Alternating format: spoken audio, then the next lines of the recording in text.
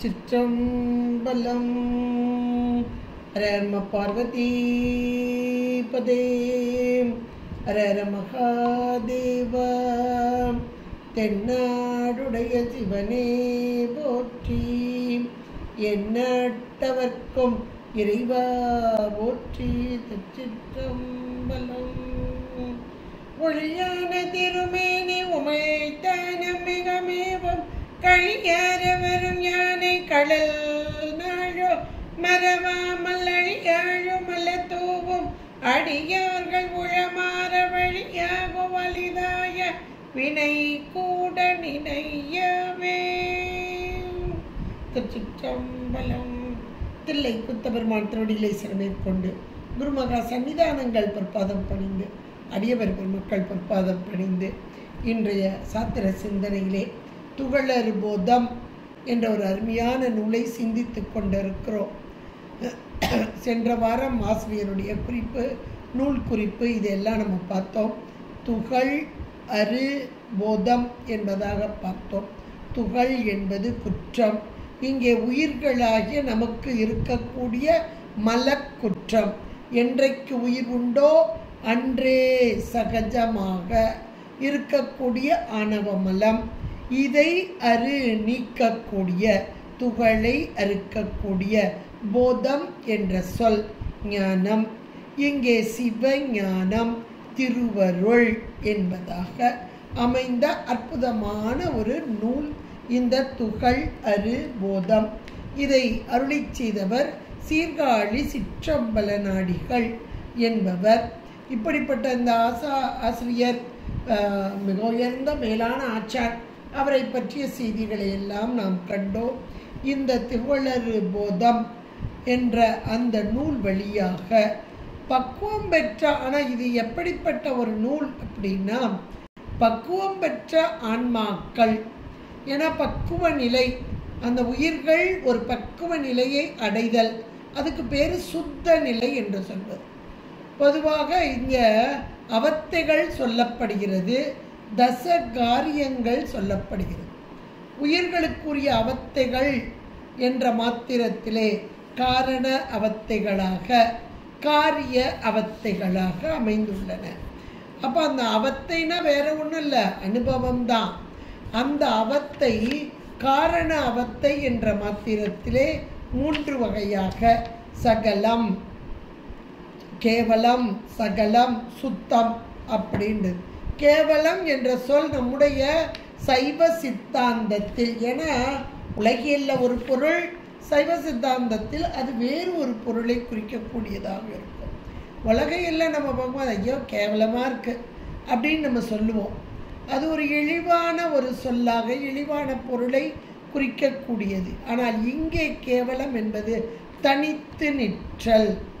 இந்த ஆன்மாக்கள் அந்த ஆணவமலத்தோடு அழுந்தி நிற்கும் அந்த தனிமை நிலை என்ற பொருளில்தான் இங்கே கேவலம் என்று சொல்லப்படக்கூடியது. அப்போ காரணாவத்தையில் உயிர்களாகிய நாம் முதலில் கேவல நிலை, ஆணவமலத்தோடு கூடியிருந்த நிலை, இந்த நிலையினில் அழுந்தி துன்பப்பட்டு கொண்டிருக்கும் ஆன்மாக்களுக்கு கருணையினால் இறைவன் என்பார். கருணை மட்டும்தான் காரணம்.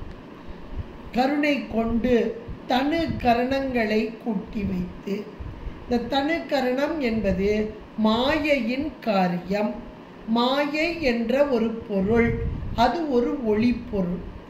ஏன் ஒளிப்பொருளை சேர்க்கிறார் சுவாமி அப்படின்னா, இருள் மலத்தில் அழுந்தி கிடக்கும் ஆன்மா, அதுக்கு ஒரு வெளிச்சம் வரணும்.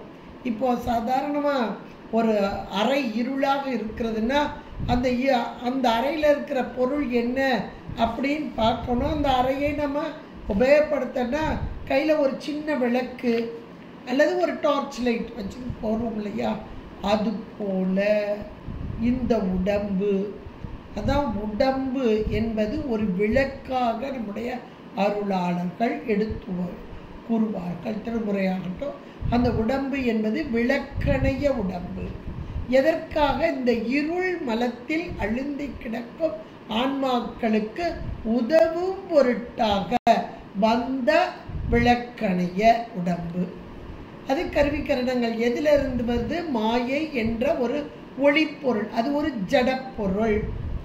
அப்ப ஜடப்பொருளிலிருந்து பெறப்படும் பொருளும் ஒரு ஜடப்பொருளே. அப்ப மாயையின் காரியமாகிய தனு கரணம் என்பவையும் ஜடப்பொருளே. இப்ப உடம்பு ஜடம் என்பது இப்ப நமக்கு தெள்ள தெளிவாக, நமக்கு உண்மை விளக்கம், சிவபிரகாசம், சித்தியார் இதெல்லாம் ரொம்ப தெளிவாக எடுத்து சொல்லக்கூடியதாக இருக்கிறது. தத்துவ கூட்டங்களோடு கூடியது.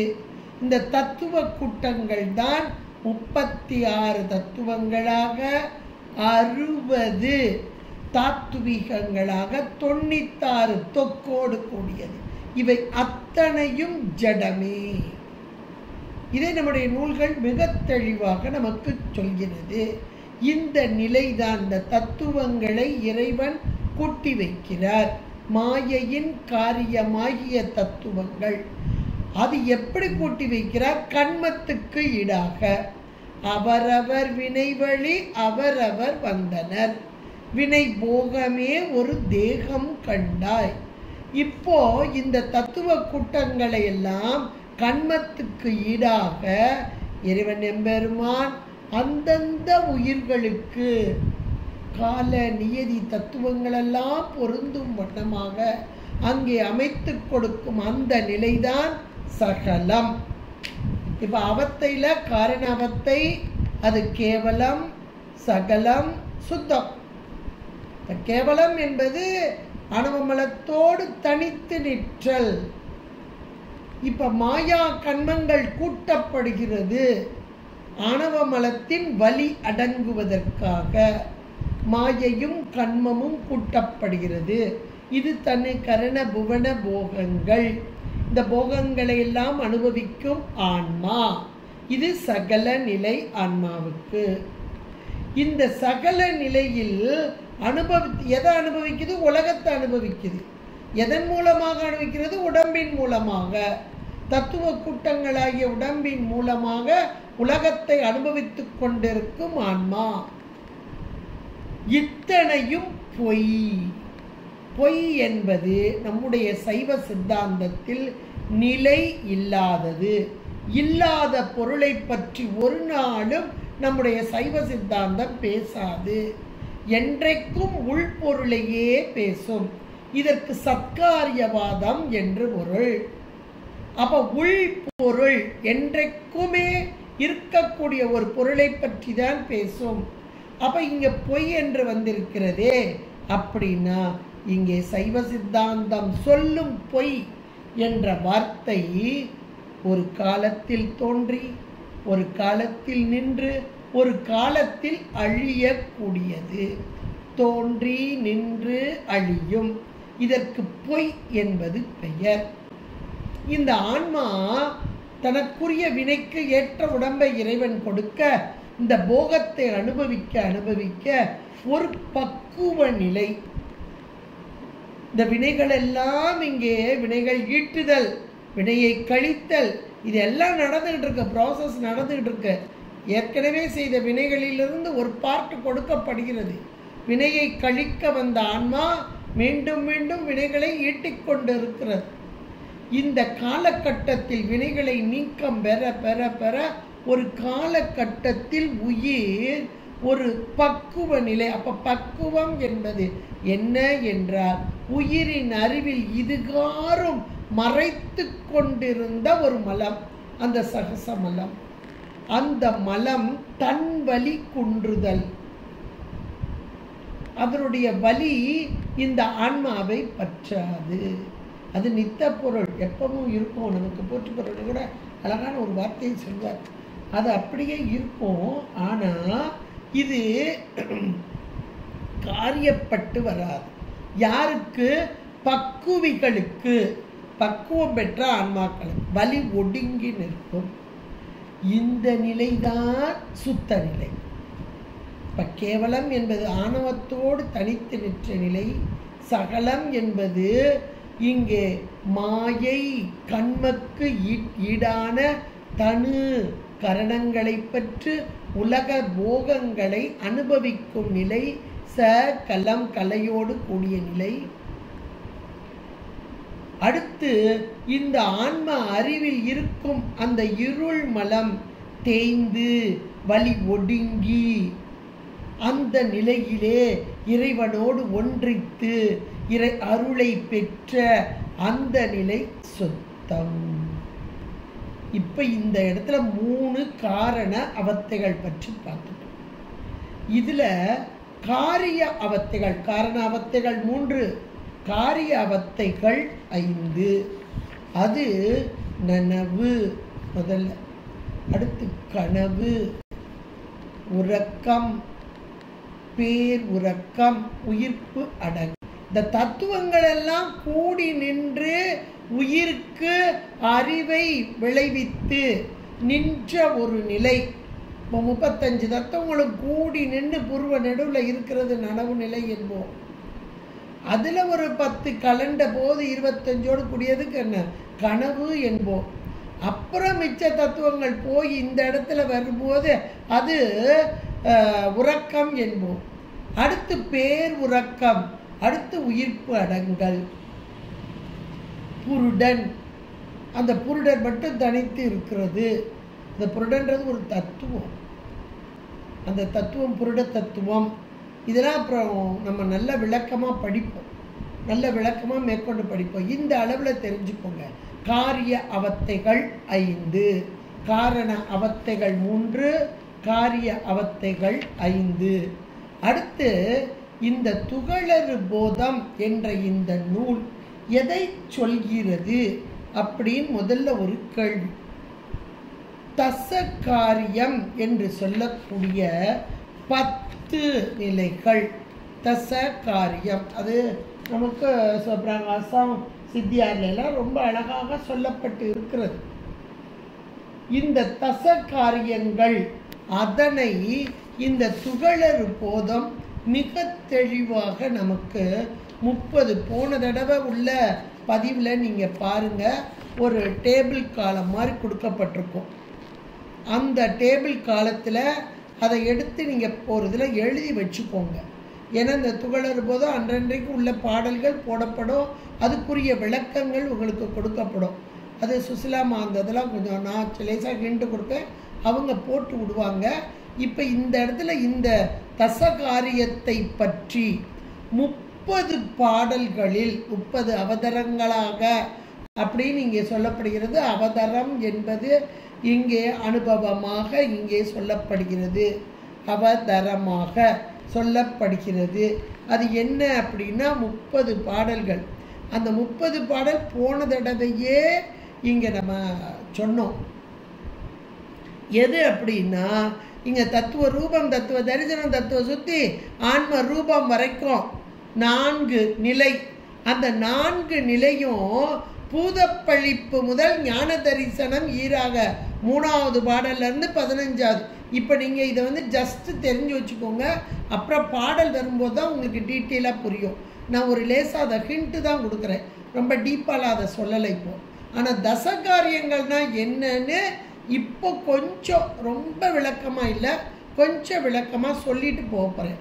அதுக்கு முந்தி இந்த நூலில், அதாவது துகளறு போதத்தில் இந்த தசகாரியங்கள் பேசப்படுகிறது.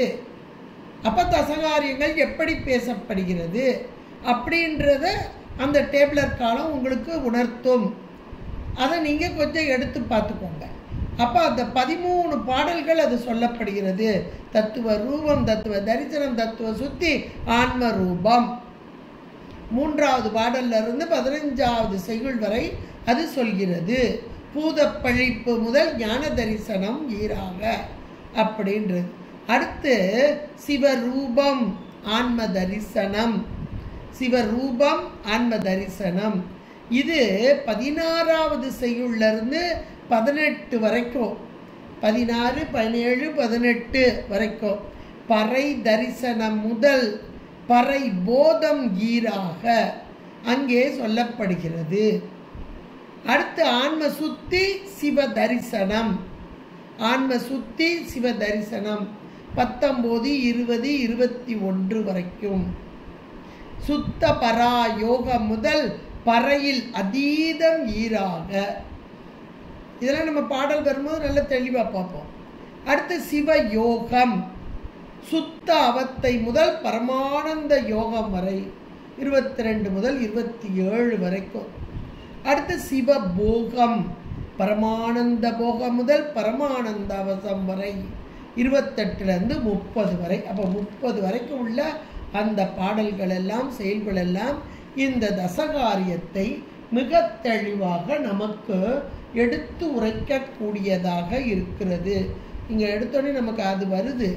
அதனால இந்த தசகாரியம்னா என்ன அப்படின்றத ஒரு சின்ன ஹிண்ட்டு உங்களுக்கு புரிகிற மாதிரி லேசாக சொல்லிட்டு உள்ள நம்ம போகலான்னு பார்க்குறேன். இப்போ நம்ம என்ன பார்த்தோம்? தத்துவ ரூபம், தத்துவ தரிசனம், தத்துவ சுத்தி என்று. இப்போ நம்ம அடியேன் இதை உங்களுக்கு சொல்றதுக்காக எடுத்துக்கொண்ட நூல், ஏன்னா உங்கள்கிட்ட எல்லாத்தையுமே நூல் இருக்கு, அதனால அந்த நூலை கையில் வச்சு நான் உங்களுக்கு அந்த ஹிண்ட் போட்டுவிட அவங்க அந்த அம்மா போட்டு விடுவாங்க. இருந்தாலும் கூட அந்த நூலையும் நீங்கள் கையில் வச்சுக்கிட்டீங்கன்னா உங்களுக்கு எளிமையாக புரியக்கூடியதாக இருக்கும். அதனால தான் உங்களுக்கு இந்த பண்டார சாத்திரங்கள் என்ற ஒரு அருமையான நூல், அந்த நூலில் இருக்கக்கூடிய பாடல், அதனுடைய விளக்கம், அதைத்தான் இங்கே நமக்கு சொல்ல போகிறோம் தசகாரியத்தில். அதில் முதல்ல இருக்கக்கூடியது தத்துவ ரூபம், தத்துவ தரிசனம், தத்துவ சுத்தி. தத்துவங்கள் என்னன்னு பார்த்தோம். மாயையின் காரியங்கள் தத்துவங்களாக இங்கே சுத்த தத்துவங்கள் விருத்திப்பட்டும் அசுத்த மாயையின் தத்துவங்கள் இங்கே பரிணாமப்பட்டும் வருதல் என்றெல்லாம் பார்த்தோம். அப்படிப்பட்ட தத்துவங்களின் ரூபம், தத்துவ ரூபம் அதுனா என்ன அப்படின்னா அம்பலவான தேசிகர் அருளிய தசகாரியம். இது பண்டார சாத்திரங்களில் இருக்கிறது. பண்டார சாத்திரங்கள் நூல் எல்லார்ட்டையும் இருக்கு. அதில் நீங்கள் எடுத்து பாருங்க. அம்பலவான தேசிகர் அருளிய தசகாரியம், அதில் 25வது பாடல். தத்துவம் அனைத்தும் நோக்கி தனித்தனி செயல்கள் காண்டல் ஒத்த தன் உருவமாகும். இந்த ஒத்த தன் உருவமாகும், இந்த உருவம்ன்றதை மட்டும் நீங்கள் அண்டர்லைன் பண்ணிக்கலாம். இதன் தத்துவ ரூபம். அது என்னன்னு சொல்கிறேன் உங்களுக்கு. ஒன்றை ஒன்று உணராது, இது சத்தியம் சடமே என்ன தான் அறிந்திடுதல் காட்சி. முதல்ல ரூபன்ற உருவன்றதை அண்டர்லைன் பண்ணிக்கோங்க. இப்போ காட்சி 3வது வரியில் காட்சின்னு இருக்கு, காட்சியை அண்டர்லைன் பண்ணிக்கோங்க. நித்தியம் அன்று சின்னாள் நீங்குதல் என்றால் சுத்தி, சுத்தின்றத அண்டர்லைன் பண்ணிக்கோங்க. சரியா? இப்போ தத்துவ ரூபம் நிலம் முதல் நாதம் வரை 36 தத்துவங்களையும் கண்டு அவற்றின் தொழிற்பாட்டினை அறிதல் தத்துவ ரூபமாகும். அவ்வளவுதான் தத்துவ ரூபம். தத்துவங்கள், அவற்றுடைய தொழில்கள், இதையெல்லாம் அறிதல் தான் தத்துவ ரூபம். இந்த பாடல் அதில் தான் பாடலுடைய விளக்கம் தான் இப்போ நான் சொன்னேன். தத்துவ ரூபம் என்றால் என்ன அப்படின்னா நிலம் முதல் நாதம் வரை உள்ள 36 தத்துவங்களையும் கண்டு அவற்றின் தொழிற்பாட்டினை அறிதல் தத்துவ ரூபம். நம்பர் 1 வந்துட்டா. அடுத்து தத்துவ தரிசனம். இந்த தத்துவ தரிசனம் என்பது இந்த தத்துவங்கள் எல்லாம் தொழில் படினும் தமக்கன அறிவு இன்றி, இது ஒரு ஜடப்பொருள், அறிவில்லாத பொருள். தமக்கன அறிவு இன்றி ஒன்றை ஒன்று அறிய மாட்டாது, சடமாய் விளங்குவன. எல்லாம் சடம், சடம்னு நாம உணர்றோம் பாருங்க, அதுதான் தத்துவ தரிசனம். சடமாய் விளங்குவன என அறிதல், சடமாய் விளங்குவன என அறிதல் தான் தத்துவ தரிசனம். நம்பர் 2 வந்துட்டா தத்துவ தரிசனம். இந்த ஒரே பாடல் தான் 25வது பாடல்லையே தத்துவ ரூபம், தத்துவ தரிசனம். நான் அப்போதே சொன்னேன் உங்களுக்கு, உருவம்ன்றது தத்துவ ரூபம், காட்சின்றது தத்துவ தரிசனம், சுத்தி என்பது தத்துவ சுத்தி. ஓகே, மூணுமே அதில் இருக்கு. அடுத்தாப்புல இப்போ தத்துவ சுத்தி மூன்றாவது. இவை நித்த பொருள்கள் அல்ல, சில காலம் கழித்து நீங்குவனவே என்று உணர்ந்து அவற்றில் பற்று விடுதல் தத்துவ சுத்தி. எவ்வளவு மேலா அழகா கொடுத்திருக்காரு பாருங்க அம்பலவாண தேசிகன். இந்த மூன்று தத்துவ ரூபம், தத்துவ தரிசனம், தத்துவ சுத்தி ஒரே பாடல்லே இருக்கு. 25வது பாடல்லே இருக்கு. நீங்க எடுத்து இந்த விளக்கத்தையும் கேட்டு அதில் அவரே அழகாக விளக்கம் கொடுத்துருக்காங்க. அதையே மீண்டும் உங்களுக்கு போட்டு விட்டு அந்த பாடலையும் நீங்கள் வச்சு பார்த்தீங்கன்னா இந்த மூணு கூடிய டெஃபினிஷன் ரொம்ப அழகான உங்களுக்கு புரியக்கூடியதாக. இப்போ அடுத்தாப்புல வந்துடுவோம். 4வது என்னது? ஆன்ம ரூபம். 5 ஆன்ம தரிசனம், 6 ஆன்ம சுத்தி என்பது. இப்போ இதுக்கு ஆன்ம ரூபம் என்பதற்கு அதே பண்டார சாத்திரங்களில் அந்த தசகாரியம் ஸ்ரீ அம்பலவாண தேசிகர் ஐயா அருளி செய்த தசகாரியத்தில் 26வது பாடல். முதல்ல நம்ம எது பார்த்தோம்? 25வது பாடல். இப்போ எதை பார்க்க போறோம்னா 26வது பாடல். அனைத்தையும் துறந்தோம் இந்நாள் யாவர்க்கும் மேல் நாம் என்ன நினைத்திடல் உயிர்க்கு ரூபம். இந்த ரூபம் உயிர்க்கு ரூபம்ன்றத அண்டர்லைன் பண்ணிக்கோங்க. அதுதான் ஆன்ம ரூபம். இந்த பாடல்ல ஆன்ம ரூபத்தை பற்றி எடுத்து சொல்லக்கூடியதார். நீ நெடுநாளதாக செனித்தனை நரகினின்றும் திளைத்தனை தெளிந்து சற்றும் உனை தனி நினைந்ததில்லை உறும் செயல் அருளது என்று ஓர் என்பதாக மிக அழகாக சொல்லப்பட்டுள்ளது. இங்கே ஆன்ம ரூபம் அப்படின்ற ஒரு வார்த்தை வருதா? அப்ப அந்த ஆன்ம ரூபம் என்பதை அழகா இந்த பாடல்ல சொல்லப்படுகிறது. எல்லா தத்துவங்களையும் துறந்தோம், ஏன்னா அதெல்லாம் ஜடம், எனக்கு வேறானது என்று உணர்ந்து அதை துறந்தோம். அதனால் இந்நாளில் எல்லா தத்துவங்களும் அவற்றில் அடங்கியுள்ள புவனங்கள் அவற்றில் வாழும் அனைவர் அது ஆன்மாக்கள் எல்லோருக்கும் மேலான நிலையில் நாம் உள்ளோம் என்று தன்னை பிரம்மமாக நினைத்திடல் ஆன்ம ரூபம். ஆன்ம ரூபம் இதெல்லாம் எப்படி மாறுதுன்றதையும் அதுல கொடுத்துருக்காரு. இது அதுக்குள்ளெல்லாம் போனால் ரொம்ப நேரம்ன்றதுக்காக நான் ஆன்ம ரூபம்னா என்ன, முதல்ல தத்துவ ரூபம், தத்துவ தரிசனம், தத்துவ சுத்தி பார்த்தோம். இப்போ 4வது ஆன்ம ரூபம்னா என்ன அப்படின்றத இங்கே பார்க்குறோம். அடுத்து ஆன்ம தரிசனம் அப்படின்றத அடுத்து பார்க்கணும். 5வதா வரக்கூடியது என்னது? ஆன்ம தரிசனம். அடுத்த பாடல் 27வது பாடல். 26 ஆன்ம ரூபம் சொல்கிறது, 27 ஆன்ம தரிசனம் சொல்கிறது. அழுந்திட நினை மறைத்த அக இருள் இரிய மேலே எழுந்திடும் இச்சை மூன்றும் இருந்திட நின்பால் ஒத்து உள் அழுந்திடல் கட்சியாகும் சொப்பனம் அருளதெங்கே எழுந்திடும் நினைவு அடைக்கு இசைத்து உனை தந்தது ஓரே. இப்ப இதுல ஆன்ம தரிசனம் அழகாக சொல்லப்படுகிறது. இதுனா முழுக்க முழுக்க குரு வந்த பிறகுதான் நடக்கக்கூடியதுங்க. தசகாரியமே ஒரு தெளிவு பெற்ற ஆன்மாக்களின் நிலைதான் தசகாரியம், பக்குவம் பெற்ற ஆன்மாக்களுடைய நிலைதான். அப்ப இந்த இடத்துல ஆன்ம தரிசனம் என்பதை ரொம்ப அழகா பட்டியல் போடுறாரு.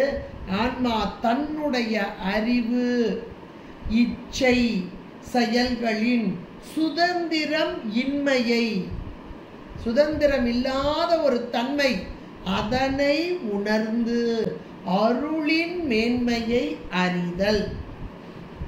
அந்த திருவருள் நம்மை நடத்தவில்லை என்றால் எதையும் நான் அறிய முடியாது என்பதை உணர்தல் தான் ஆன்ம தரிசனம்.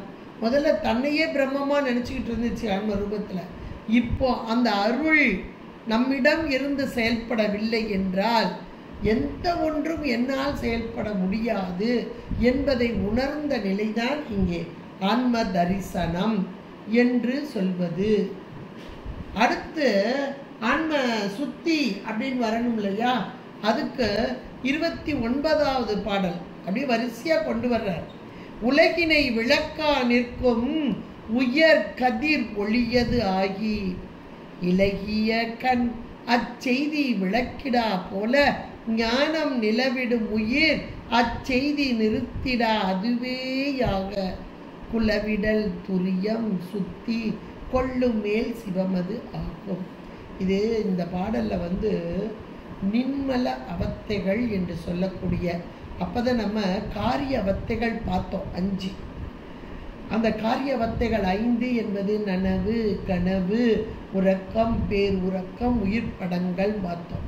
சாக்கிரம், சொப்பனம், சுளுத்தி, துரியம், துரியாதீதம், அவ்வளவுதான்.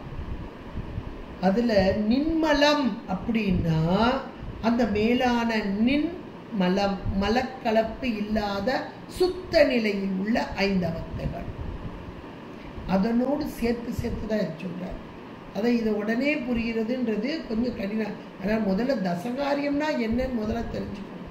அதுக்கப்புறம் அதனோட பொருத்தி, அதுக்கப்புறம் சூத்திரங்களோடு பொருத்தி, இதெல்லாம் படிக்க ஒரு பேர் ஆனந்தம் நமக்கு கிடைக்கும்.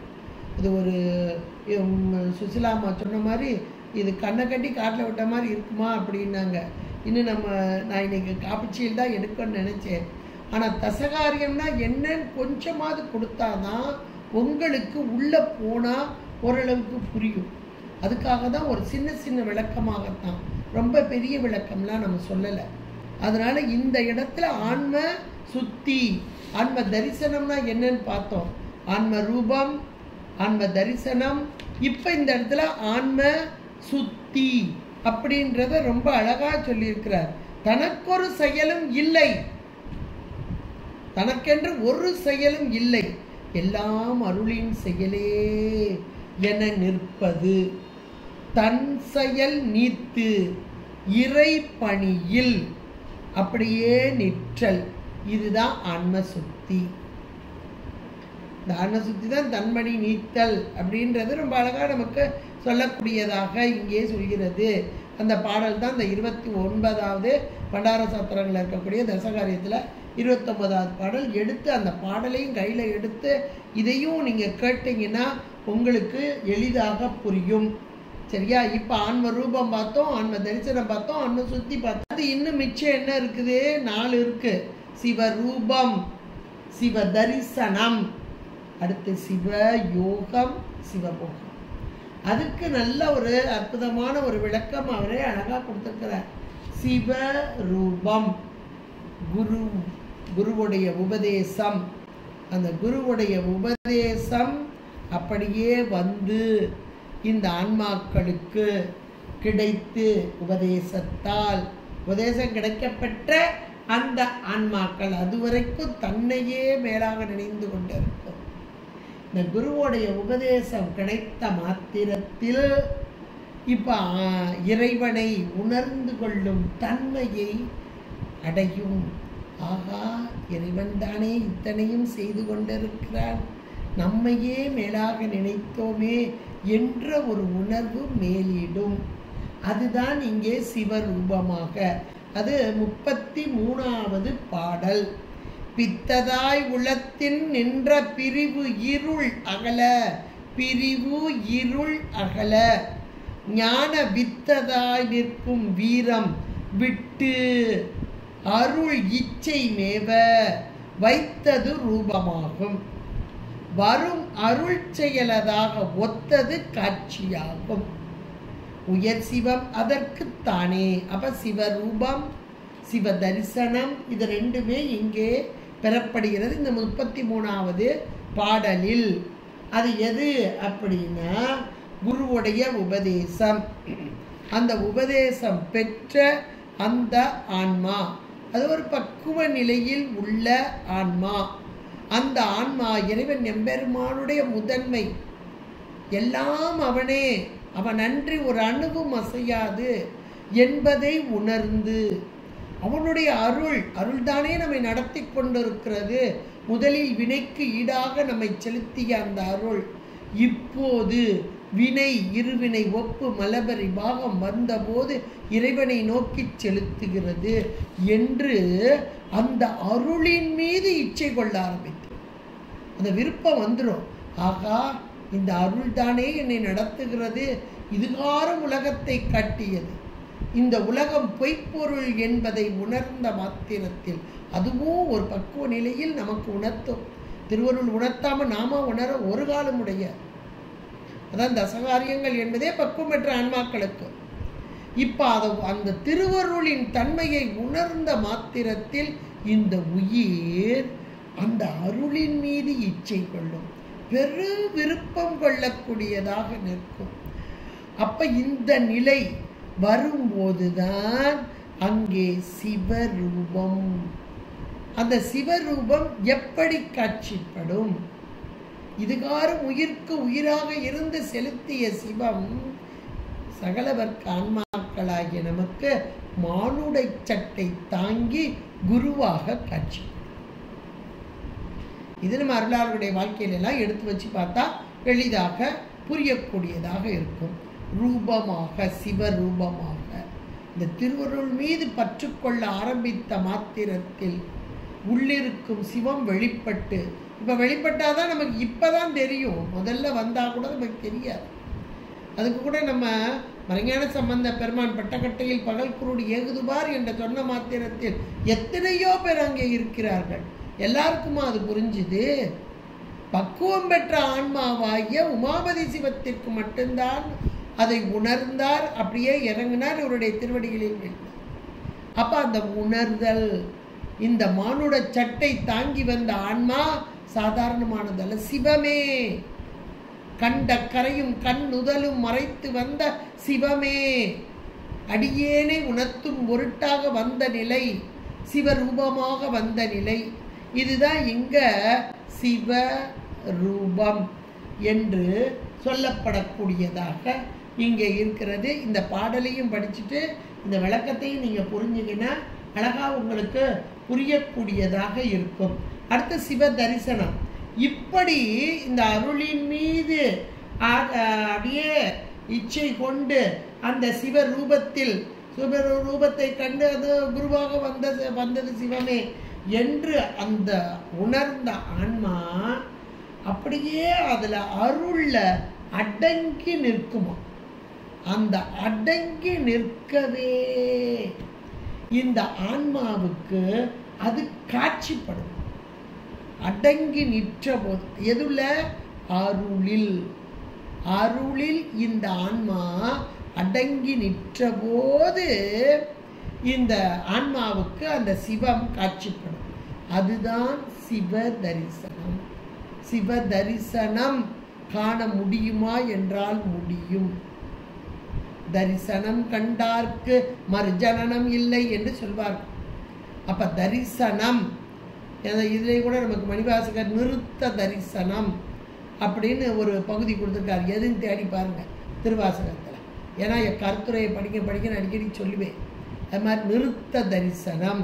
நிறுத்தம் என்றால் இங்கே ஆடும் தொழில், ஐந்தொழிலை ஆடலாக கொண்ட இறைவன் எம்பெருமான் காட்சிப்படுதல் தரிசனமாக.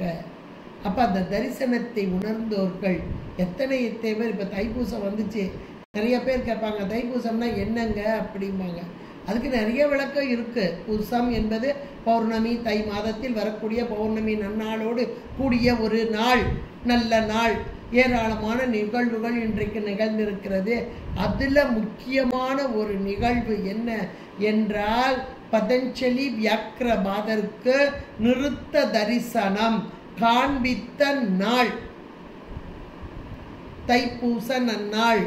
அதுவும் குருவாரம் என்று சொல்லக்கூடிய வியாழக்கிழமையிலே மத்தியான வேளையிலே 11:30 சரியாக தரிசனத்தை காண்பித்தார்.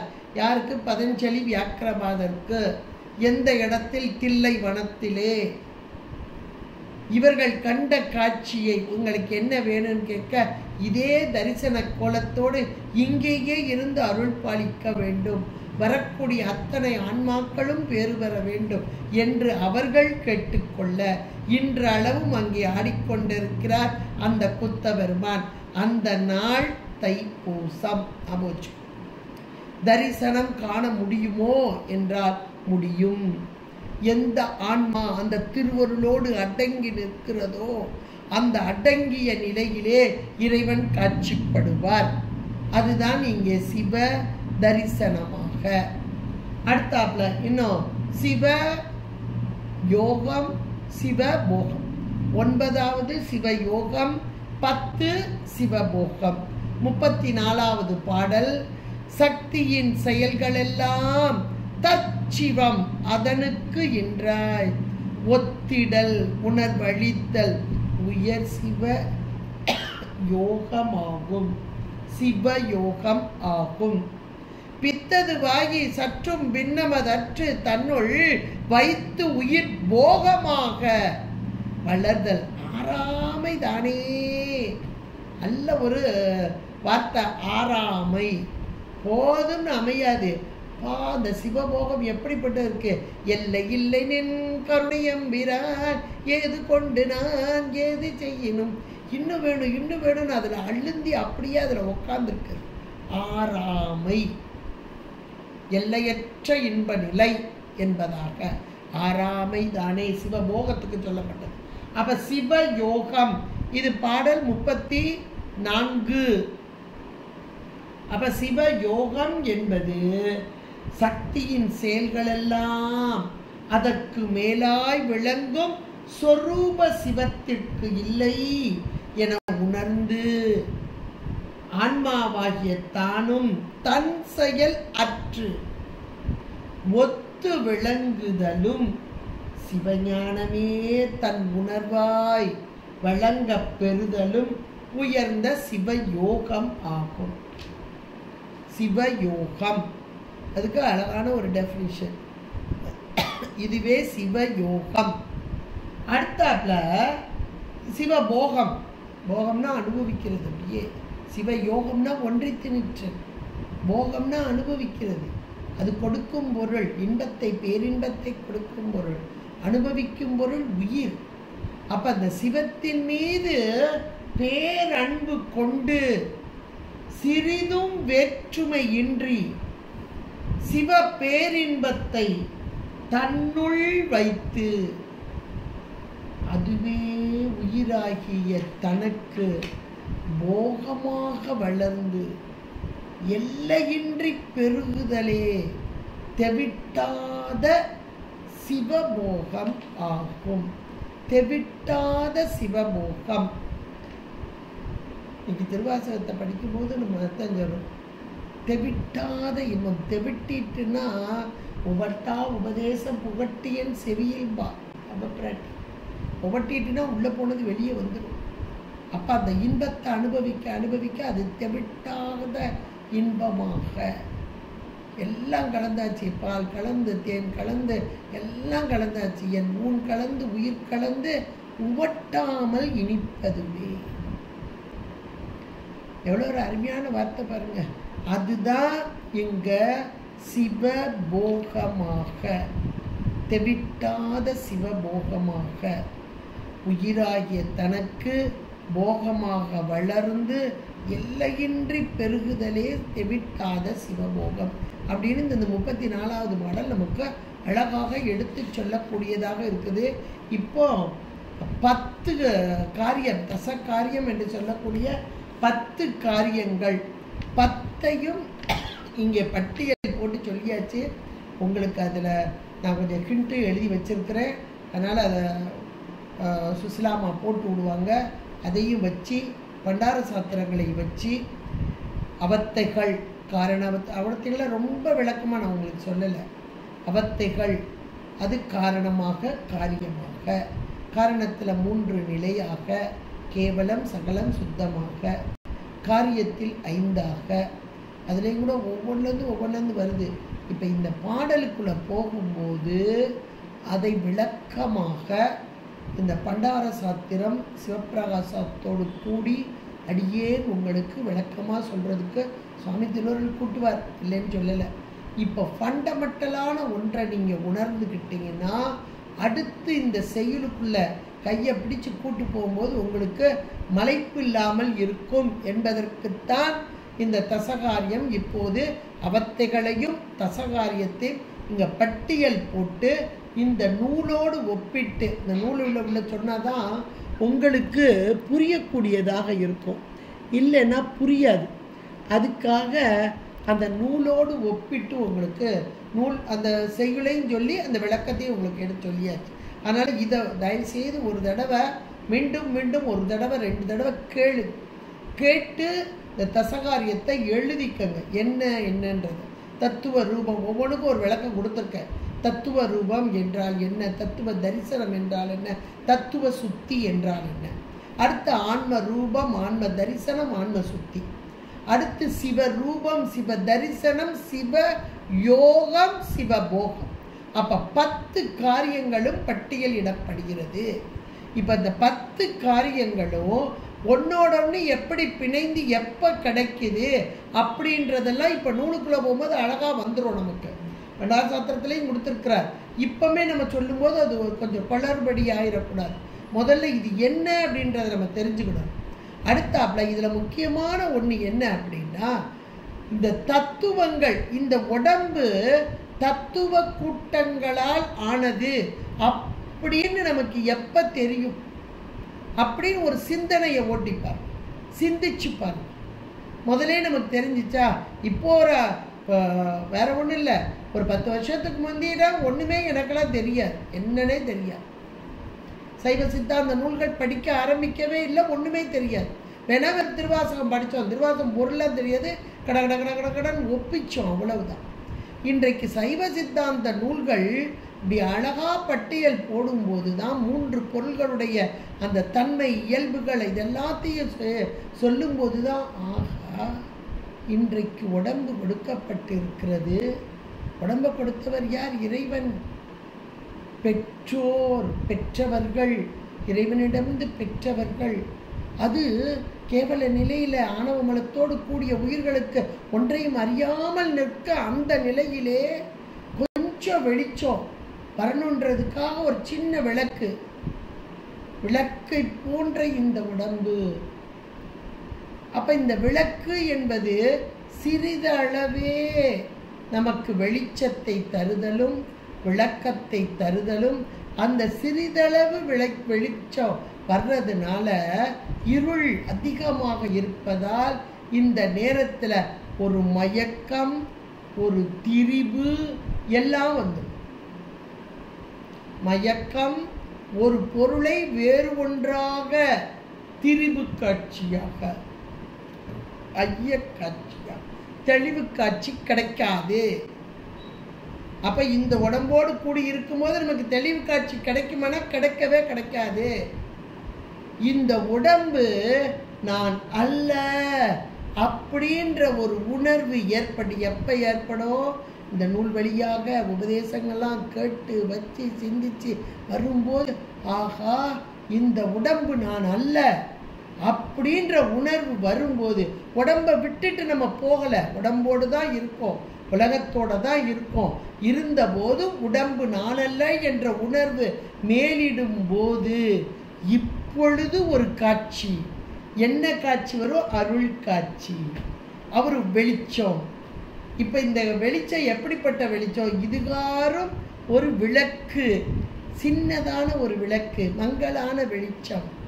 இப்போ திருவருள் என்ற ஒரு ஒளி, ஒரு சூரியனை போன்ற ஒளி, அது வரும்போது நல்ல ஒரு தெளிவு காட்சி கிடைக்கிறது. ராத்திரியெல்லாம் தேடிக்கிட்டு இருப்போம் ஒரு பொருளை, அந்த அறையில் ஒரே இருட்டு, கையில் டார்ச்சை வச்சு பார்த்தாலும் இதாதான் தெரியலையே, என்னவோ நவுண்ட மாதிரி இருக்குது, வேண்டாம் ராத்திரி நேரத்துக்குள்ளே போக வேண்டாம், போகாத அப்படின்லாம் சொல்லுவாங்க. காலையில் விடிஞ்சிடும், ஒரு 6:30 மணி 7 மணிக்கு நல்லா வெளிச்சது, அப்பா ராத்திரியெல்லாம் தேடினேன், இங்கே தான் கடந்திருக்கு, போ இது எனக்கு தெரியாமல் போச்சு அப்படின்னு போய் எடுப்போம் பாருங்க. இப்போ தெளிவு காட்சி எதனால் வந்தது? அப்பவும் ராத்திரியும் என் கண்ணு நல்லா இருந்துச்சு, உடம்பு நல்லா இருந்துச்சு, பார்த்தேன். ஆனால் கண்ணை மறைத்தது எது? அந்த இருள். விளக்கு கையில் இருந்தால் கூட இந்த கண்ணை மறைத்தது அந்த இருள். இப்போ இந்த கண்ணுக்கு காட்டுவது எது? இந்த ஒளி, சூரிய ஒளி. இதுதான் காட்டும் உபகாரமும் காணும் உபகாரமாக இந்த இறைவனுடைய திருவருள் உடனாக நின்று காட்டும் உபகாரமும் காணும் உபகாரமாக வரும்போது அதில் காட்டும் உபகாரம் 5வதிலே வந்துடுது. உடலோடு கூடி வினைக்கு ஏற்ற அந்த போகங்களை உலக அனுபவங்களை தருதல். அப்புறம் இந்த இருவினை ஒப்பு மலபரிவாரம் வரும்போது இந்த ஆன்மா ஒரு தெளிவு கிடைத்த போது 8ஆம் சூத்திரத்திலேயே என்ன வந்துடுறாரு? ஞான ஆச்சான் வந்துடுறாரு, குரு வந்துடுறாரு. அப்பா அதுக்கு நமக்கு சொல்றாரு, உடம்பு என்பது தத்துவ கூட்டங்கள், மாயா காரியங்கள், அது நீ அல்ல, நீ ஒரு அறிவு பொருள். இந்த அறிவு பொருளாக நீ இருந்தாலும் உனக்காக எந்த ஒரு அறிவும் தானாக சுதந்திர அறிவு என்பது உனக்கு கிடையாது. அறிவித்தாலன்றி அறியும் தன்மை உனக்கு கிடையாது. இதெல்லாம் உபதேசமா கொடுக்கிறார். கொடுக்க கொடுக்க கொடுக்க கொடுக்க திருவருள் பதிவு பெற பெற, திருவருள் பதிவு என்பது அந்த ஒளி விளக்கம், வெளிச்சம். இப்போ வெளிச்சத்தில் பளிச்சுன்னு தெரிஞ்சிடும் இல்லையா?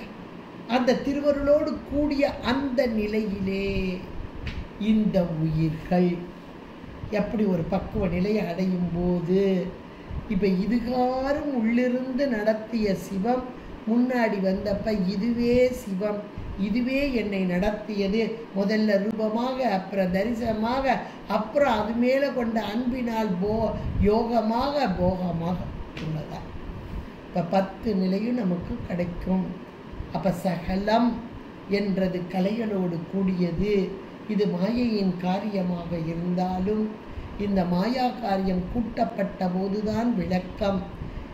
இது மாயையின் காரியம் என்று இதனின் வேறாக தன்னை பிரித்து ஆன்மா பார்த்தல், அது ஆன்ம ரூபமாக, ஆன்ம தரிசனமாக, ஆன்ம சுத்தியாக வரும்போது, இது ஒரு பக்குவ நிலை வரும்போது சிவரூபமாக, சிவ தரிசனமாக, சிவயோகமாக, சிவபோகமாக. இப்போ 10 காரியங்கள், இந்த 10 காரியங்கள் தான் தசகாரியங்கள் என்று சொல்லப்படக்கூடியது. இந்த 10 தசகாரியங்களையும் தான் 30 பாடல் மூலமாக நமக்கு பட்டியல் போட்டு இந்த சிற்றம்பல நாடிகள் அருமையாக ஞான அச்சானாக இருந்து நம்மையெல்லாம் வழிநடத்தும் வண்ணமாக இந்த நூல் தந்திருக்கிறார். இதில் இன்னைக்கு மங்கள வாழ்த்து என்பது காப்புச்செயல். இது அடுத்த வாரம் தான் நம்ம பார்க்க போகிறோம். அதில் இது காப்புச்செய்யுள் தான். காப்புச்செய்யுள் மங்கள வாழ்த்தாகவும் இருக்குது. இந்த காப்புச்செய்யுள் மங்கள வாழ்த்து அப்படின்னு சொல்லும்போது 3 வகையாக வரும் மங்கள வாழ்த்து. வாழ்த்து, வணக்கம், வருவருள் உரைத்தல். இதில் இந்த நூலில் உள்ள இந்த மங்கள வாழ்த்து வருபொருள் உரைத்தல் என்ற வகையிலே பின்னாடி சொல்லப்படக்கூடிய அந்த செய்யுள் எதை சொல்கிறது என்பதை பட்டியல் போட்டு நமக்கு அழகாக தருகிறார். அதை அடுத்த வாரத்தில் இந்த காப்புச்செயலை காணலாம் என்று கூறிக்கொண்டு, இதுகாரும் நம்மை வழி நடத்திய இறைவன் எம்பெருமான், அதிலையும் உண்மையை உணர வைத்த இறைவன் எம்பெருமான், இது பொய் என்று பொய் காட்டி பொய் அகற்றி உண்மையை உணர வைத்த இறைவன் எம்பெருமான், திருவருளாகி நின்ற இறைவன் எம்பெருமான், குரு அருளாக நமக்கு கூடி நின்ற இறைவன் எம்பெருமான்.